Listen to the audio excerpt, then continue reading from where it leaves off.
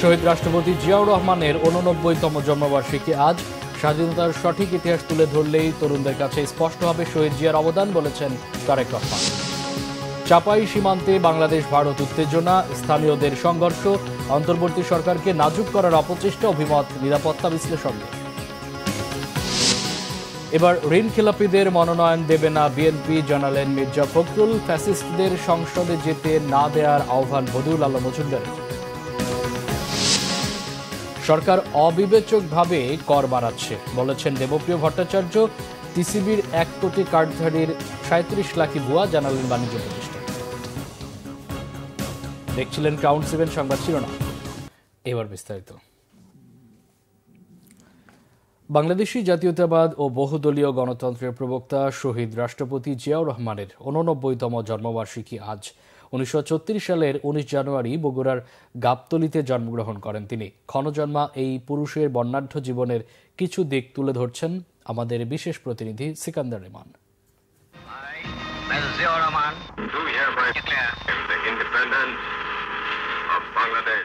বাংলাদেশি জাতীয়তাবাদের স্থপতি শহীদ রাষ্ট্রপতি জিয়াউর রহমানের জন্ম ১৯৩৬ সালের বগুড়ার গাবতলীর বাগবাড়িতে। ৭১-এ বাংলাদেশের স্বাধীনতার ঘোষণা, মুক্তিযুদ্ধের সেক্টর কমান্ডার এবং জেট ফোর্সের প্রধান হিসেবে ব্যাপক খ্যাতি অর্জন করেন তিনি। মহান মুক্তিযুদ্ধে অসামান্য অবদানের জন্য তাকে দেয়া হয় বীর উত্তম খেতাব। ১৯৭৫-এর ৭ নভেম্বর সিপাহী জনতার বিপ্লবের মধ্য দিয়ে বাংলাদেশের রাষ্ট্র ক্ষমতায় দৃশ্যপটে আবির্ভূত হন জিয়াউর রহমান। আমাদের ভুলে গেলে চলবে না যে জনগণই হচ্ছে আমাদের সকল শক্তির উৎস। রাষ্ট্রপতি হিসেবে দায়িত্ব নেন ১৯৭৭ সালে। ৭৮-এর জুনে রাষ্ট্রপতি নির্বাচিত হন তিনি। একজন সফল রাষ্ট্রনায়ক ও বহুদলীয় গণতন্ত্রের প্রবক্তার খ্যাতি পাওয়া জিয়াউর রহমান ১৯৭৯ সালের সেপ্টেম্বরে গঠন করেন বাংলাদেশ জাতীয়তাবাদী দল বিএনপি। রাজনীতিতে নতুনত্ব আনেন ১৯ দফা কর্মসূচি ঘোষণার মাধ্যমে। মাত্র ৪ বছরের শাসনামলেই কৃষি উৎপাদন, গার্মেন্টস শিল্পের বিকাশ, জনশক্তি রপ্তানি, নতুন নতুন কলকারখানা স্থাপন সহ স্বনির্ভরতা অর্জনে জিয়াউর রহমানের নেয়া উদ্যোগ ব্যাপক সাড়া জাগায়। আমাদের প্রচুর প্রাকৃতিক ও জনসম্পদ থাকা সত্ত্বেও আমরা বিশ্বের দরিদ্র জাতি হিসাবে চিহ্নিত। দরিদ্রতার অভিশাপ থেকে জাতিকে মুক্ত করা সম্ভব না হলে স্বাধীনতা অর্থহীন হয়ে পড়বে। ১৯৮১ সালে এক ব্যর্থ সেনা অভ্যুত্থানে চট্টগ্রাম সার্কিট হাউসে শাহাদত বরণ করেন জিয়াউর রহমান। তাকে হত্যা করার যে মৌলিক কারণ হচ্ছে বাংলাদেশ যেভাবে বিভিন্ন দিক থেকে অগ্রসর হয়ে যাচ্ছে, এটা কিন্তু অনেকে চায়নি এবং সেই ষড়যন্ত্রের, দেশীয় এবং বিদেশি ষড়যন্ত্রের কারণেই কিন্তু শহীদ জিয়াউর রহমানকে এভাবে অকস্মাৎ হত্যা করা হয়েছে। এখানে তার বিরুদ্ধে এদেশের মানুষ কোনো কারণে কোনো সমালোচনা করেনি। আমাদের সম্পদের সর্বোত্তম ব্যবহার দ্বারা আত্মনির্ভর হয়ে ওঠা আমাদের লক্ষ্য। বাংলাদেশি জাতীয়তাবাদের এই প্রাণ পুরুষের অকাল মৃত্যু না হলে সে সময় দেশ আরো এগিয়ে যেত বলেও মনে করেন বিএনপির সিনিয়র নেতারা। জিয়াউর রহমান বিএনপির আদর্শ, তার জীবনের বিভিন্ন ঘটনা, বিশেষ করে রাষ্ট্র পরিচালনা, তার পদক্ষেপ সমূহকে, বিশেষ করে তার সততা এবং দেশপ্রেমিককে আত্মস্থ করার জন্য বিএনপির প্রত্যেকটি নেতাকর্মীকে উদ্যোগী হতে হবে। আমরা যদি জিয়াউর রহমানের আদর্শকে ধারণ করি এবং জিয়াউর রহমানকে প্রকৃতভাবে অনুসরণ করি, তাহলে আগামী দিনে বাংলাদেশের ভবিষ্যৎ অনেক উজ্জ্বল হবে। সোনালী ভবিষ্যতের স্বপ্ন নিয়ে জিয়াউর রহমানের আদর্শ পুরোপুরি বাস্তবায়ন করা গেলে দলকে সামনের দিকে আরো এগিয়ে নেওয়া সম্ভব বলেই মনে করেন বিএনপি নেতারা। জিয়াউর রহমান সাহেবের আস্থার জায়গাটা হলো মুক্তিযুদ্ধের স্বাধীনতা ঘোষণা এবং মুক্তিযুদ্ধ করা। জনগণ তখনই তাকে গ্রহণ করে নিয়েছিল এবং ৭৫-এর পরে ওনাকে সেই আস্থা নিয়ে ক্ষমতায় বসিয়েছিল এবং সেটার মূল্য উনি দিয়েছেন। এবং আজকের বাংলাদেশের যত পরিবর্তন দেখছে, রিফর্ম, আমরা এখন রিফর্ম শুনি, রিফর্ম তো জিয়াউর রহমান তখন করে গেছে।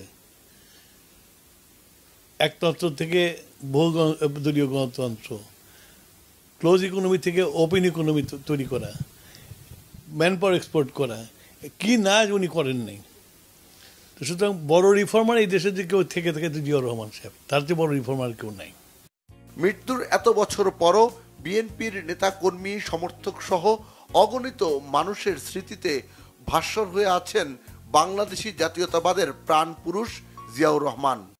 আমরা যুদ্ধ করে স্বাধীনতা এনেছি এবং সেই স্বাধীনতাকে ফলপ্রসূ করতে হলে, অর্থবহী করতে হলে আজ আমাদের অর্থনৈতিক অবস্থার উন্নতি সাধন করতে হবে। তা করার উপায় হল হাতে কোদাল, খাল কাটো। সিকান্দার রহমান, বাংলা ভিশন, ঢাকা। বিএনপির ভারপ্রাপ্ত চেয়ারম্যান তারেক রহমান বলেছেন, কোনো ব্যক্তি বন্দনা নয়, স্বাধীনতার সঠিক ইতিহাস তুলে ধরলেই শহীদ রাষ্ট্রপতি জিয়াউর রহমানের অবদান তরুণ প্রজন্মের কাছে স্পষ্ট হবে। দেশপ্রেমে উদ্বুদ্ধ হয়ে স্বাধীনতার ঘোষণার মধ্য দিয়ে দেশের মানুষ ঐক্যবদ্ধভাবে যেভাবে ঝাঁপিয়ে পড়েছিল ক্ষমতা গ্রহণের পর, ধর্ম বর্ণ নির্বিশেষে একইভাবে জাতিকে ঐক্যবদ্ধ করে দেশ গঠনে নিজেকে নিয়োজিত করেছিলেন তিনি। রাজনৈতিকভাবে জিয়াউর রহমান সফল ছিলেন বলেই তার অনুপস্থিতিতেও তার গড়া দলকে মানুষের মধ্যে ধরে রাখা সম্ভব হয়েছে। মহিবুল্লাহ মহিবের রিপোর্টে বিস্তারিত। রাজধানীর মিন্টো রোড এলাকায় শহীদ আবু সাইদ আন্তর্জাতিক কনভেনশন সেন্টারে জিয়াউর রহমান ফাউন্ডেশন আয়োজিত যার গল্প আমাদের দর্শন শীর্ষক আলোচনায় ভার্চুয়ালি অংশ নেন বিএনপির ভারপ্রাপ্ত চেয়ারম্যান তারেক রহমান।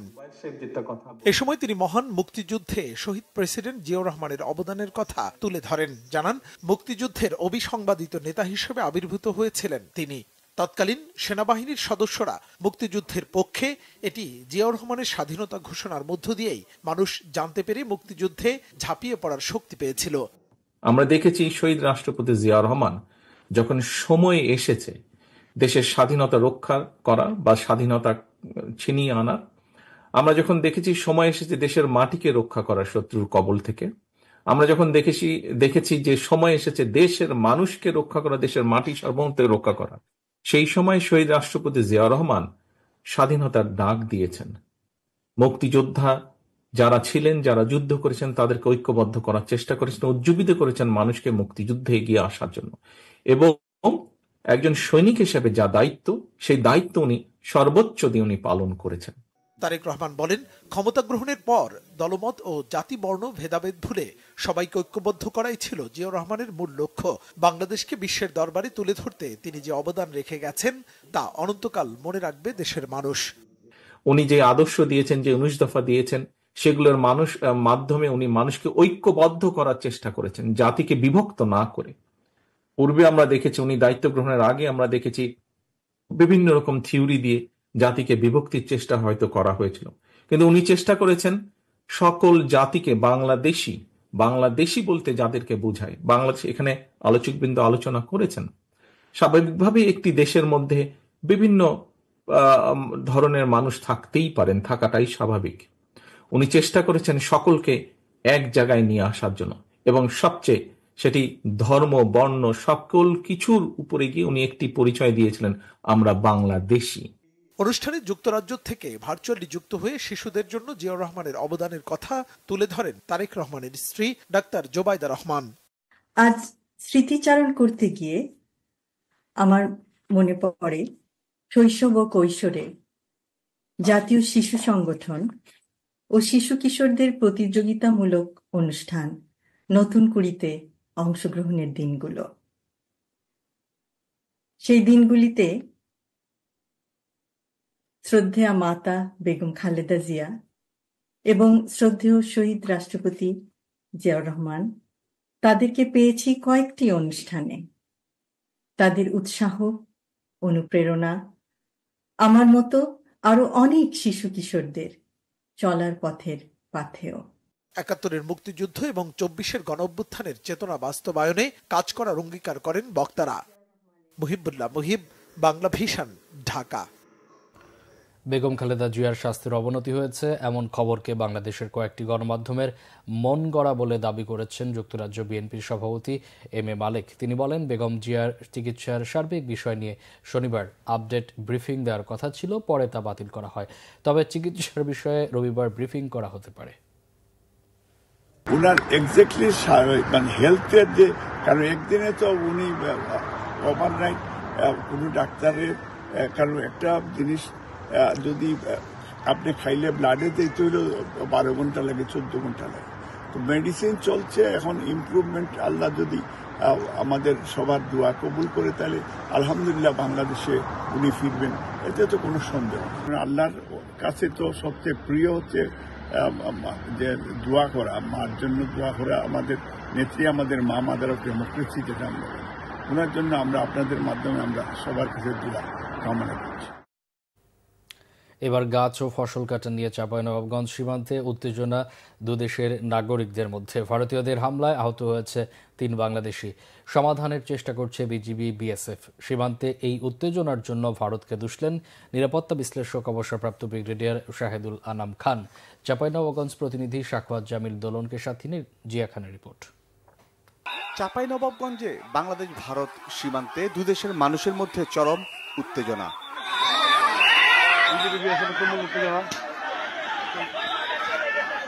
শনিবার সকালে কিরণগঞ্জ সীমান্তের শূন্যরেখার পাশে বাংলাদেশের ভেতরের জমিতে গম কাটায় বাধা দেয় ভারতীয়রা। এ সময় তারা কেটে দেন বাংলাদেশের কয়েকটি আম গাছ। এ নিয়ে বাংলাদেশ ও ভারতের নাগরিকদের মধ্যে ধাওয়া পাল্টা ধাওয়া হয়। পাথর ছোড়ে ভারতীয়রা। তাদের ছোড়া পাথর ও হাসুয়ার আঘাতে আহত হন কয়েক বাংলাদেশি। বিএসএফ কে লিয়ে কিনা চায়রা লিয়ে এসে মনে করে বাংলাদেশের কাজ টাজ কাটে বাংলাদেশের একটা বিজিবির আঙুল কাটে দিছে দিয়ে মনে করেন যে লোকজনকে মসজিদে মাইকিং করে বলা হয়েছে যে তোমরা যা আছে বাংলাদেশ হলে হেসা কাতালে এসো। ওদের চায়রা হাজার হাজার বিএসএফ নিয়ে বিএসএফ টিয়ার গ্যাস ছেড়ে ওদেরকে যে তীর মেরেছে আমাদের অনেক জনগণকে। বিপুল মানুষের উপস্থিতিতে চরম উত্তেজনার মাঝে পরিস্থিতি নিয়ন্ত্রণে হিমশিম খায় বিজিবি ও বিএসএফ। বাড়ানো হয়েছে নিরাপত্তা। এর আগে চৌকা সীমান্তের ওপারে ভারতের সুখদেবপুরে বিএসএফ এর কাঁটাতারের বেড়া নির্মাণ নিয়ে কয়েকদিন ধরে উত্তেজনা বিরাজ করছিল। দেশের পট পরিবর্তনের পর বাংলাদেশ ভারত কূটনীতিতে চলছে টানাপোড়েন। এর রেশ পড়েছে দুদেশের সীমান্তে। এদিকে বাংলাদেশকে চাপে রাখার জন্য সীমান্তে কাঁটাতারের বেড়া এবং অনুপ্রবেশের গল্প তৈরি করেছে ভারত, এমন মন্তব্য নিরাপত্তা বিশ্লেষক অবসরপ্রাপ্ত ব্রিগেডিয়ার জেনারেল শাহেদুল আনাম খানের। তো বাংলাদেশের অনুপ্রবেশের যে যে যে একটা গল্প, এটা তো আমি গল্পই মনে করি। এটা কিন্তু ভারতে বিশেষ করে পশ্চিমবঙ্গে আসাম, ত্রিপুরা এবং অন্যান্য 7 সিস্টার যে অঙ্গরাজ্যগুলোতে এটা একটা ইলেকশন ইস্যু। সো এটা প্রত্যেক 3-4 বছর পর পর এই অনুপ্রবেশের যে একটা ধোঁয়া এবং অনুপ্রবেশের এই যে একটা গল্প, এটা প্রত্যেকবারই এটা আপনার রিপিট হতে থাকে। কারণ এটা থেকে ভোট পাওয়ার এটা একটা কৌশল। বাংলাদেশ থেকে কেন অনুপ্রবেশ করবে, কী কারণে? ওখানে গিয়ে অবস্থা আমাদের চেয়ে ভালো? গত 20-25-30 বছর যদি আপনি পরিসংখ্যান নেন, আমাদের ইকোনমিক কন্ডিশন, আমাদের সোশ্যাল ইন্ডিকেটার্স পশ্চিমবঙ্গ কেন ভারতের যে কোনো রাজ্যের থেকে বাংলাদেশে অনেক ভালো। 6-7টা বিষয় অনেক ভালো। সুতরাং বাংলাদেশ থেকে কেন লোকে যাবে নিজের পায়ে কোড়াল মারতে? ভারতের কোন জায়গায় গিয়ে এখানে বসবাস করে যে আরও বাংলাদেশ থেকে ভালো থাকবে? এটা আমি বুঝতে পারি না। সো অনুপ্রবেশ এই কথাটা আমার কাছে বিশ্বাস হয় না, এবং এটা একটা পলিটিক্যাল প্লয়। 5 আগস্টের পর অন্তর্বর্তীকালীন সরকারকে নাজুক অবস্থায় ফেলতে ভারত এসব অন্তরায় তৈরি করেছে বলেও অভিযোগ করেন এই নিরাপত্তা বিশ্লেষক। জিয়া খান, বাংলা ভিশন, ঢাকা। অন্তর্বর্তীকালীন সরকারের প্রধান উপদেষ্টা অধ্যাপক ডক্টর মোহাম্মদ ইউনূস বলেছেন, আমরা দারিদ্র্যমুক্ত বাংলাদেশ করতে চাই। নবীন উদ্যোক্তারা যেন বিনিয়োগ নিয়ে বিপদে না পড়েন, নিরাপদে যেন কাজ করতে পারেন, তা নিশ্চিতে কাজ করছে সরকার। শনিবার সন্ধ্যায় রাষ্ট্রীয় অতিথি ভবন যমুনায় 15 জন নবীন উদ্যোক্তাদের সঙ্গে বৈঠকে প্রধান উপদেষ্টা এসব কথা বলেন। উদ্যোক্তারা আর্থিকভাবে স্বাবলম্বী হয়ে ওঠার সংগ্রামের গল্প বলেন। উদ্যোক্তারা গ্রামীণ টেলিকম ট্রাস্ট ও গ্রামীণ ট্রাস্টের সামাজিক ব্যবসা প্রসারে নবীন উদ্যোক্তাদের জন্য গৃহীত কর্মসূচির প্রচারণা বাড়ানোর পরামর্শ দেন। উদ্যোক্তাদের বিনিয়োগের পাশাপাশি উপযুক্ত প্রশিক্ষণের ব্যবস্থা করে দেওয়ার জন্য প্রধান উপদেষ্টার প্রতি তারা আহ্বান জানান। বৈঠকে অন্যান্যদের মধ্যে আরও উপস্থিত ছিলেন প্রধান উপদেষ্টার এসডিজি বিষয়ক মুখ্য সমন্বয়ক লামিয়া মোর্শেদ, গ্রামীণ ট্রাস্টের ব্যবস্থাপনা পরিচালক তাসমিনা রহমান, গ্রামীণ টেলিকম ট্রাস্টের ব্যবস্থাপনা পরিচালক ও প্রধান নির্বাহী কর্মকর্তা আশরাফুল হাসান। আগামী নির্বাচনে যেন কোনো ঋণখেলাপি মনোনয়ন না পায় সেদিকে খেয়াল রাখার প্রতিশ্রুতি দিলেন বিএনপি মহাসচিব মির্জা ফখরুল ইসলাম আলমগীর। একই সঙ্গে জানালেন, নির্বাচিত সরকার কাঠামো ছাড়া সমৃদ্ধ বাংলাদেশ করা সম্ভব নয়। পরিষ্কার করেন, দ্রুত নির্বাচনের দাবি বিএনপির একটি রাজনৈতিক কৌশল। 1971 সালের 9 মাস রক্তক্ষয়ী যুদ্ধের পরেও 90 এবং 24-এর মতো গণ অভ্যুত্থান দেখেছে বাংলাদেশ। দেখেছে তত্ত্বাবধায়ক সরকারের শাসন, দেখছে অন্তর্বর্তীকালীন সরকারের দেশ চালানো। তবে নির্বাচিত সরকার ছাড়া সাধারণ মানুষের আকাঙ্ক্ষা পূরণ সম্ভব নয় বলে পরিষ্কার দাবি বাংলাদেশ জাতীয়তাবাদী দল বিএনপির। আমাদের সবচেয়ে বড় দুর্বলতা হচ্ছে আমাদের বিভিন্ন প্রতিষ্ঠানগুলো, যা গণতন্ত্রের জন্য সবচেয়ে বেশি দরকার, রাষ্ট্রের জন্য দরকার, অর্থনীতি দরকার, সেই প্রতিষ্ঠানগুলোকে গত 15 বছরে একেবারে ভেঙে ফেলা হয়েছে। সুতরাং এই বিষয়গুলোর উপরে আমরা গুরুত্ব দিতে চাই, কিন্তু একই সঙ্গে আমাদের যেটা আমরা কমিট করছি জনগণের কাছে, মানুষের কাছে, যে আমরা অবশ্যই আমরা ডিফল্টারদেরকে যেন রেভলিউশন না পায় তার জন্য আমরা চেষ্টা করব, অত্যন্ত সচেতনভাবে চেষ্টা করব। শনিবার রাজধানীর আগারগাঁওয়ে শ্বেতপত্র ও অতঃপর শীর্ষক সিম্পোজিয়ামে বিএনপি মহাসচিব বলেন, দেশ সংস্কারের প্রয়োজন আছে। রাজনৈতিক কৌশলের অংশ হিসেবেই দ্রুত নির্বাচন চায় BNP. In office far too early, they will all be on your lap, and your finance minister will have a very serious. What do you mean by early? Well, they are wanting a 6-month target. That will be a very risky period. Sir, এটা হচ্ছে আমাদের political strategy. এই বিষয়ে আমি খুব বেশি কিছু বলতে চাই না। এটা কি স্ট্র্যাটেজি না ট্যাকটিক্স? আমি বলবো আপনি ট্যাকটিক্স বলতে পারেন, স্ট্র্যাটেজিও বলতে পারেন। দেশে নতুন করে ধান্দামির বন্দোবস্ত যেন না হয় সেদিকে খেয়াল রাখার পরামর্শ অর্থনীতিবিদ ডক্টর দেবপ্রিয় ভট্টাচার্যের। এখন তো ওই যে বন্দোবস্ত শব্দটা খুব চালু হয়ে গেছে। আমি অবশ্য নিষ্পত্তি বলতাম, একসময় আমি বলতাম এটা রাজনৈতিক নিষ্পত্তির দরকার, তো এখন দেখি বন্দোবস্ত হয়েছে। তো এই বন্দোবস্তের ক্ষেত্রে দুটো কথা বলা হয়েছে। একটা বন্দোবস্ত হলো যে ডিল বেসড বন্দোবস্ত। এই ডিল বেসড বন্দোবস্তকে আমি বাংলা করেছিলাম ধান্দা ভিত্তিক বন্দোবস্ত। আরেকটা হলো যে আইন ভিত্তিক বন্দোবস্ত, ইনস্টিটিউশনাল ইত্যাদি। তো এই বন্দোবস্ত অপ্রাতিষ্ঠানিক থেকে প্রাতিষ্ঠানিকে যাওয়ার ক্ষেত্রে রাজনীতিবিদদের ভূমিকাটা কি হবে? এ সময় দেশের আর্থিক খাতের বেহাল দশার জন্য কেন্দ্রীয় ব্যাংকের দুর্বলতা আর গত সরকারের রাজনৈতিক হস্তক্ষেপকে দায়ী করেন প্রখ্যাত অর্থনীতিবিদ অধ্যাপক ডক্টর রেহমান সুবহান। মামুন আব্দুল্লাহ, বাংলা ভিশন, ঢাকা। নির্বাচন সংস্কার কমিশনের প্রধান ডক্টর বদিউল আলম মজুমদার বলেছেন, স্বৈরাচার ও ফ্যাসিস্টরা যেন সংসদে বসতে না পারে এবং কোনো রাজনৈতিক দলে অন্তর্ভুক্ত না হতে পারে তা প্রাধান্য দিয়ে সংস্কারের সুপারিশ করা হয়েছে। শনিবার দুপুরে কুমিল্লার বার্ডে ময়নামতি মিলনায়তনে এক সেমিনারে প্রধান অতিথির বক্তব্যে তিনি কথা বলেন। বদিউল আলম মজুমদার বলেন, রাজনৈতিক অঙ্গনকে দুর্বৃত্ত মুক্ত করে পরিচ্ছন্ন করতে হবে। যেসব দুর্বৃত্ত মানুষ খুন করেছে, বিচার বহির্ভূত হত্যাসহ বিভিন্নভাবে নিপীড়ন নির্যাতন করেছে এবং যারা মানবতা বিরোধী অপরাধ করেছে তারা যেন কোনো রাজনৈতিক দলে অন্তর্ভুক্ত না হতে পারে। ডক্টর দেবপ্রিয় ভট্টাচার্য বলেছেন, সরকার অবিবেচকের মতো কর বাড়াচ্ছে। অর্থনৈতিক সংস্কারের চেয়ে সরকারের প্রাতিষ্ঠানিক ও প্রশাসনিক সেক্টরে বেশি মনোযোগ বলেও অভিমত তার। শনিবার রাজধানীতে শ্বেতপত্র প্রণয়ন কমিটি আয়োজিত এক সিম্পোজিয়ামে তিনি এসব কথা বলেন। এদিকে প্রত্যক্ষ ও পরোক্ষ কর আদায় এনবিআরকে আরও জোর দেওয়ার তাগিদ দেন বাণিজ্য উপদেষ্টা শেখ বশিরউদ্দিন। রিপোর্ট ওবায়দুল্লাহ মামুনের।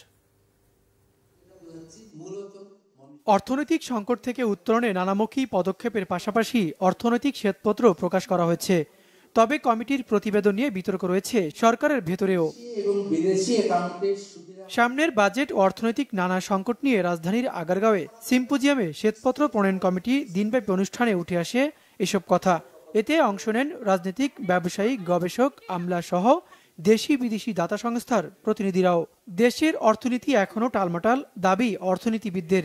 পাচারকৃত অর্থ ফিরিয়ে আনতে সরকারের তাগিদও দেখছেন না বলেও জানান তারা।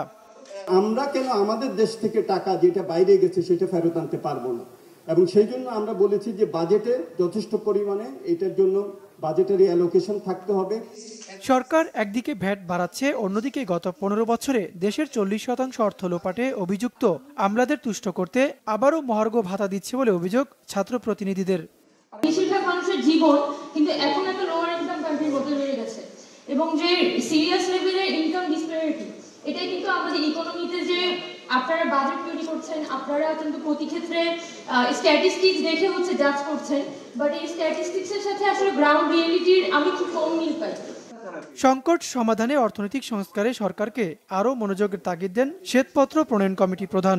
অর্থনৈতিক ও সামাজিক স্থিতিশীলতা না আনা গেলে সাধারণ মানুষ ধৈর্যহারা হবে বলে মন্তব্য তার। আমরা দেখে আশ্চর্য হয়ে গেছি কিভাবে অবিবেচকভাবে ভ্যাট বৃদ্ধি করা হয়েছিল। যে কোনো একটি দেশে যদি আপনি কর সংগ্রহ করতে চান তাহলে ক্রমান্বয়ে তাকে প্রত্যক্ষ করের কাছে নিয়ে যাবেন। আমরা দেখলাম না কোনো প্রত্যক্ষ কর আহরণের জন্য কোনো পরিকল্পনা। যারা টিআইএন আছে কিন্তু যারা ট্যাক্স দেয় না তাদের প্রতি কি আচরণ করা হবে তার কিন্তু কোনো পরিকল্পনা এলো না।